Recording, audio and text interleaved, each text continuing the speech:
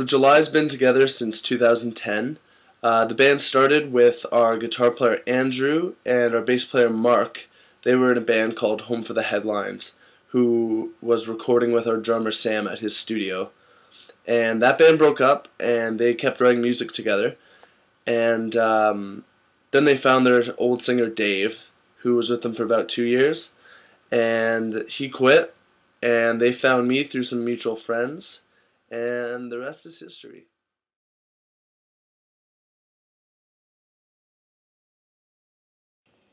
Our primary influences are all pretty varied. We all like a lot of different kinds of music. We like rap, hardcore, pop punk, jazz, classical, blues, pretty much everything. But bands that I could say influence us a lot are All Time Low, New Found Glory, Panic at the Disco, Fall Out Boy, Blink-182 is a big one. Bands like that.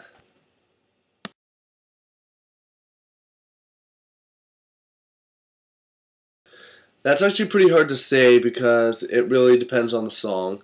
But for the most part, somebody will bring in something like lyrics, melody, or a riff on guitar, and we'll all write off it at band practice.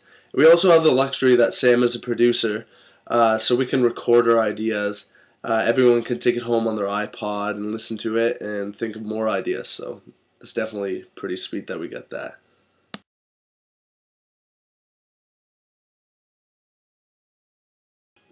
The Best Nights EP is actually our old EP, and it was recorded by our drummer Sam and our guitarist Andrew at our drummer Sam's studio. And the lyrical content is mostly about girl problems in high school and partying, because it was written by, most of the lyrics, were written by our bass player Mark while he was in high school. But we just released our new CD, MMXII. Which has me on vocals instead of this one, which doesn't. And it's a little bit more mature. It's about being in a band and the struggles of being in a band, going on tour. Still girl problems, of course. And yeah, so go pick up MMXII on iTunes.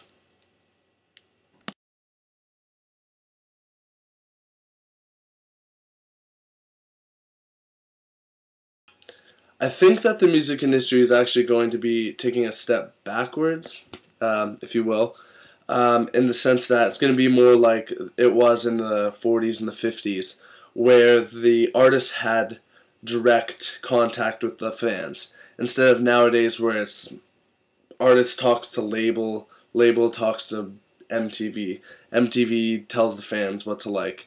I think it's going to be a lot more of a DIY approach, still utilizing the internet and magazines, of course, but I think it's going to be mostly the artists doing it themselves rather than being attached to a major corporation.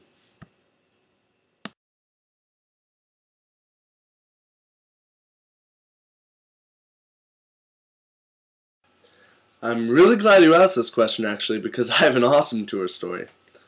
Or an awful one. Depends how you look at it. It was when we were going to our first US tour. So many things went wrong.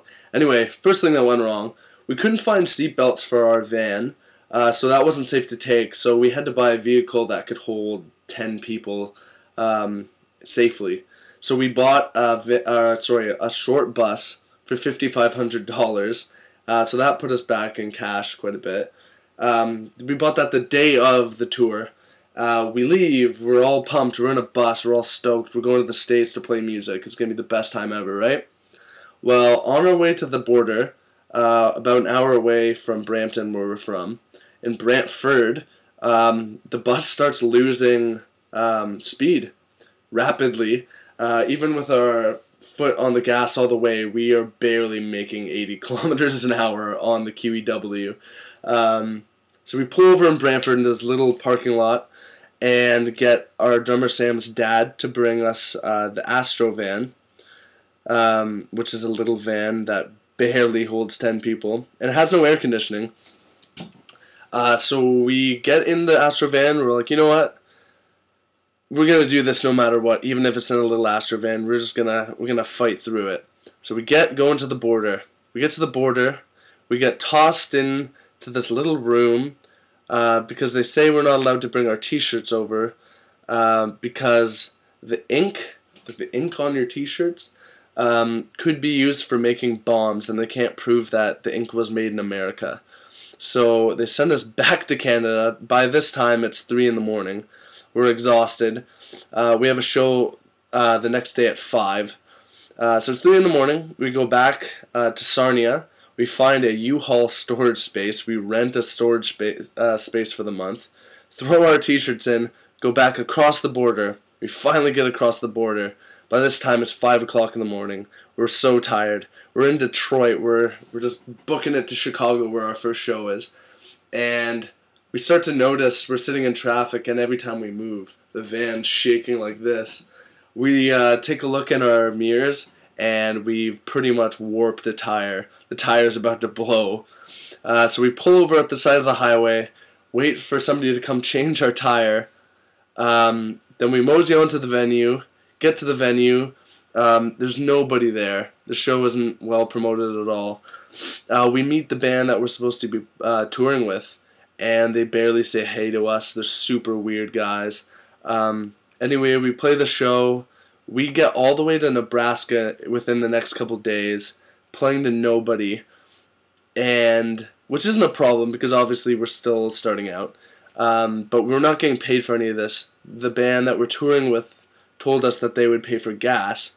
They gave us $40 from Chicago to Lincoln, Nebraska, which is pretty far.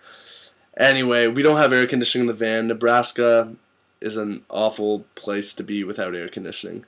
Yeah, that was the short version of the tour story. There were a lot of other little things that happened, but for the sake of getting into too much detail, that was our first U.S. tour.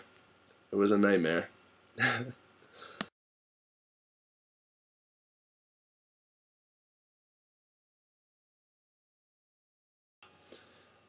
Personally, and you know what, actually I think the band would agree with me, I think our favorite place to play, we really like playing at Sneaky D's in Toronto, but we also really like playing hometown shows in Brampton because the people go crazy there and they sing all the songs. It's just a big party.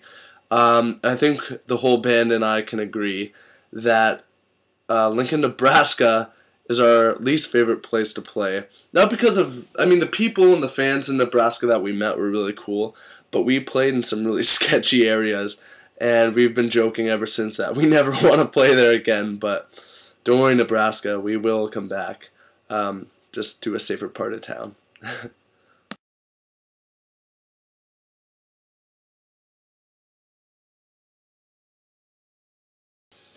If we could have any artist cover our song, personally, I would actually like to hear my guilty pleasure, Michael Bublé, cover our song Second Best. I think it would be cool just to hear it in with like a big band and different energy or vibe to it. But that's just me personally. I'm sure the guys would love to hear some of their idols in Blink-182 or New Found Glory or someone like that cover one of our songs. But yeah, for me it would probably be Michael Bublé and the song Second Best. I think that would be pretty cool.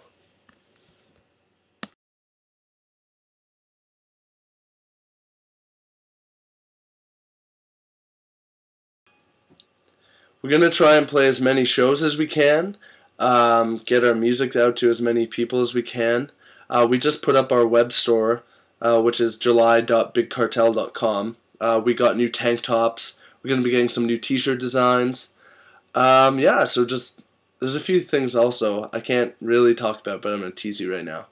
Maybe some bonus songs, maybe a Christmas song, and maybe some special releases somewhere else in the world, but I can't go into too much detail because I don't want to ruin the surprise.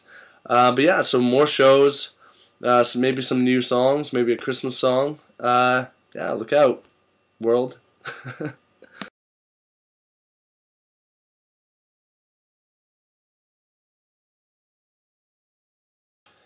I think the best compliment I've ever gotten from a fan, other than how big my muscles are, I'm just kidding, is just supporting our band. When you look out into the audience and you see somebody singing along, wearing your t-shirt, or they come up after we play to our merch booth and they buy something, just supporting our band is the best compliment they can give to us, because we really appreciate that.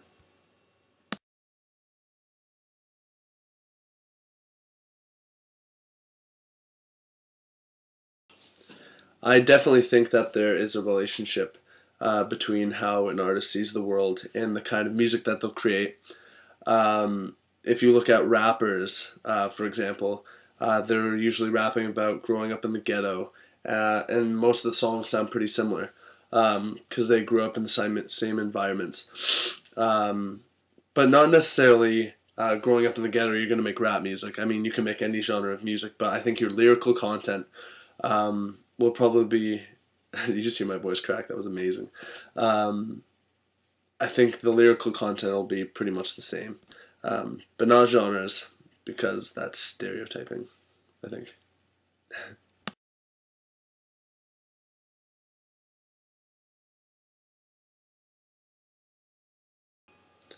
To our fans, thank you so much for supporting us, no matter what.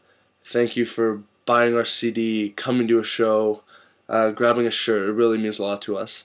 For people who haven't heard us and are watching this interview right now, go check us out at www.wearejuly.com, and that'll take you to our Facebook page where you can hear our music. Or go to our web store, july.bigcartel.com. Buy our album on iTunes. Just search July MMXII.